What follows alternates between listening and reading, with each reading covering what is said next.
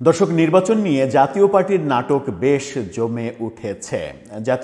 মূল জাতীয় পার্টি বলতে যেটা বোঝাই আমরা এই মুহূর্তে কিংবা বুঝি জিএম কাদেরের জাতীয় পার্টি, এরশাদের ভাই জিএম কাদের, মানে লাঙ্গল যার সেইটাই তো আসল জাতীয় পার্টি।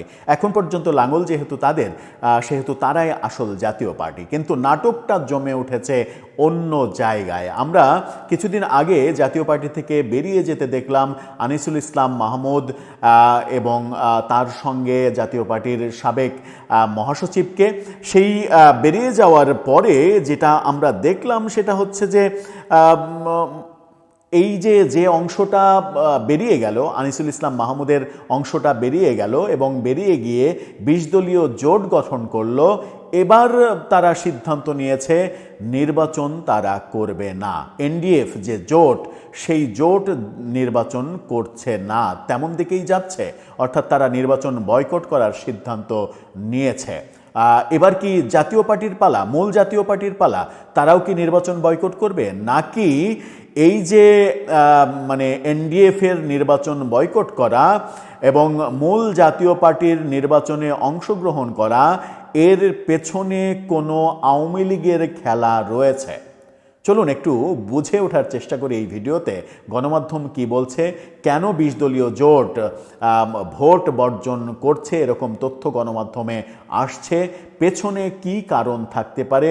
জাতীয় পার্টির সুরও এখন পর্যন্ত নির্বাচন করা না করার মধ্যে যখন শোনা যাচ্ছে, তখন আদতে রহস্যটা কি একটু বোঝার চেষ্টা করব। এই ভিডিওতে থাকবেন পলিটিক্স টিভির নিয়মিত আয়োজনে।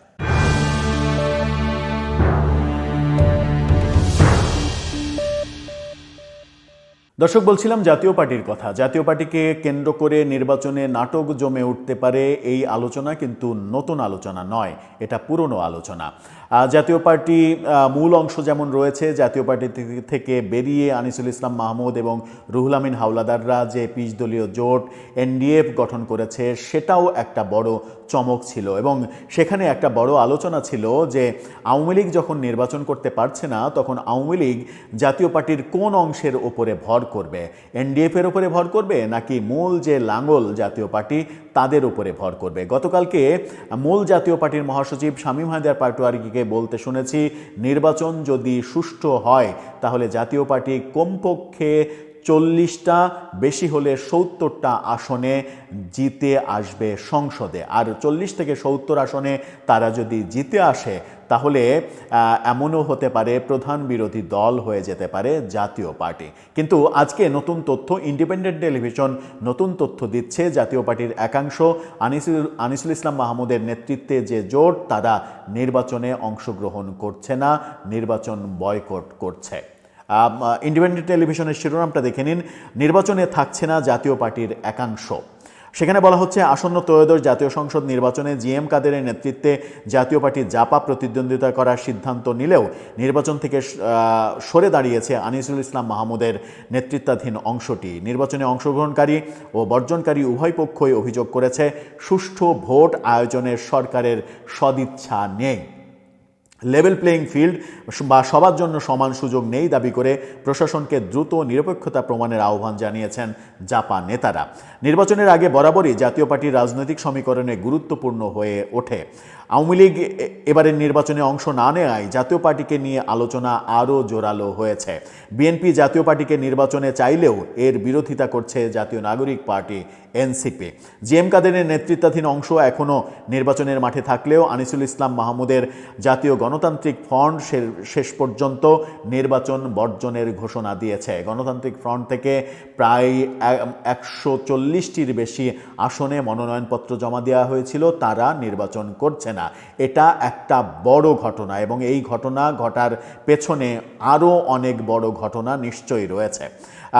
দলটির নেতাদের অভিযোগ, তফসিল ঘোষণার পর শরীফ ওসমান হাদি হত্যা, পত্রিকা অফিস, ছায়ানট ও উদীচিতে হামলার মতো ঘটনা সুষ্ঠু ভোটের লক্ষণ নয়।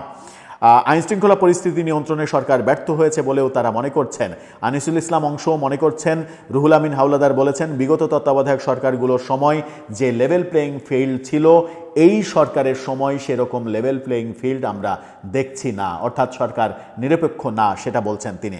অন্যদিকে জিএম কাদেরের নেতৃত্বাধীন অংশের শামীম হায়দার পাটোয়ারি মহাসচিব, তিনি সতর্ক বার্তা দিয়ে বলেছেন সরকারকে লেভেল প্লেয়িং ফিল্ড অবশ্যই বজায় রাখতে হবে।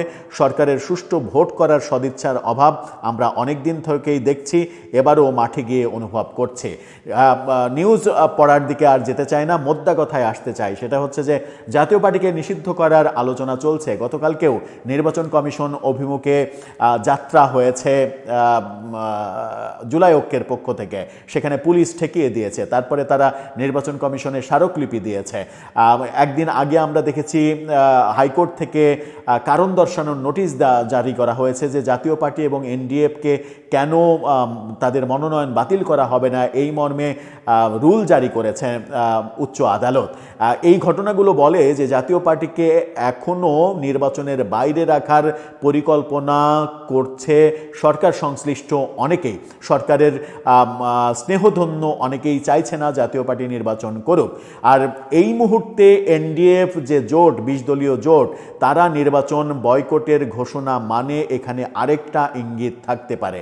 সেই ইঙ্গিত হচ্ছে আওয়ামী লীগ কেন্দ্রিক ইঙ্গিত। আওয়ামী লীগ কেন্দ্রিক ইঙ্গিত এটা হতে পারে যে জাতীয় পার্টি, এরশাদের যে লাঙ্গলের জাতীয় পার্টি, তারা নির্বাচন করুক।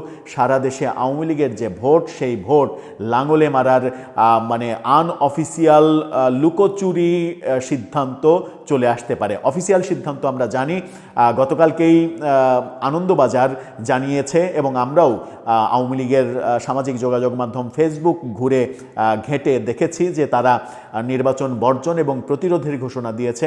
কিন্তু শেষ মুহূর্তে তাদের রাজনৈতিক কৌশল পাল্টাতে পারে বলে অনেকে মনে করেন জাতীয় পার্টির লাঙ্গলের পেছনে আওয়ামী লীগের ভোট আসতে পারে। আর জাতীয় পার্টির লাঙ্গলের পেছনে আওয়ামী লীগের ভোট এবং দ্বিখণ্ডিত কিংবা বিভিন্ন খণ্ডের জাতীয় পার্টি, তারা যদি ভোটের বাইরে থাকে, তারা সবাই মিলে যদি লাঙ্গলকে পৃষ্ঠপোষকতা করে, তাহলে আগামী নির্বাচনে লাঙ্গল হয়ে যাবে প্রধান বিরোধী দল। এটা অন্তত মোটামুটি পরিষ্কার অনেকের কাছে। আর এটা পরিষ্কার বলেই জাতীয় পার্টিকে নির্বাচনে অযোগ্য ঘোষণার দাবি বারবার উঠছে, জাতীয় পার্টিকে নিষিদ্ধ করার দাবিও বারবার উঠছে। শেষ পর্যন্ত নির্বাচনী গেমে কি হয়ে যায়, কি হতে চলেছে, সেটা খুবই একটা দুরূহ ব্যাপার বোঝাটা। এখন হয়তো অনেকে মনে করছে যে এই বুঝি বিএনপি ক্ষমতায় চলে গেল, কিন্তু পোস্টাল ব্যালট ছাপা, পোস্টাল ব্যালট, বহু পোস্টাল ব্যালট একটি রাজনৈতিক দলের বাড়িতে পাওয়া, সেগুলোর ভিডিও ছড়িয়ে পড়া, এই ঘটনাগুলো ইঙ্গিত দেয় যে আগামী নির্বাচনকে বিএনপি পন্থীরা যত সহজে তাদের বিজয়ের ব্যাপারে সব কিছু মানে খেলার মাঠ প্রস্তুত ভাবছে, ততটা প্রস্তুত তাদের খেলার মাঠ নয়। নির্বাচনের এখনো অনেক ইকুয়েশন বাকি, অনেক যদি কিন্তু বাকি। শেষ পর্যন্ত নির্বাচনের ব্যালটে অনেক কিছু ঘটতে পারে এক মুহূর্তের অসচেতনতার কারণে। দর্শক, আমার মনে হয় যে বাকিটা আপনারা বুঝে নেবেন, আর বুঝে নেয়া না নেয়ার ফাঁকে আপনার মন্তব্যও লিখবেন আমাদের কমেন্ট বক্সে।